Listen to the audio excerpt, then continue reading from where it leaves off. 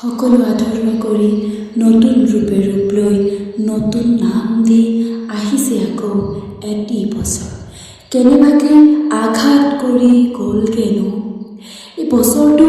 হাঁহি আনন্দ শান্তি সকলোকে আঘাত কৰি গ'লগে। তাৰ মতে সি মাথো আমি আমাৰ জীৱন হৈ ৰ'ল সকলো আধৰুৱা। জীৱন নামৰ পৃষ্ঠাটোত কলমখিনি ঢাক লগাই গ'ল, যি মৃত্যুৰ আগলৈ আনকি পিছলৈ কেতিয়াও এৰি নাযায়। কিমান ৰাতি, কিমান দিন, কিমান মাহ কোনো এজনৰ বাবে চকু ভৰিছিল, টোপনি নাছিল।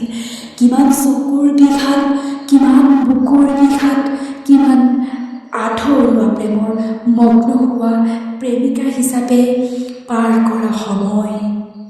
নিজকে কিমান কষ্টেৰে থিয় দিছিলোঁ, কিমান কষ্টৰে নিজকে শান্ত দিছিলোঁ, নিজকে ঠিক কৰিছিলোঁ, সেয়া মাথো মোৰ হৃদয়ে জানে।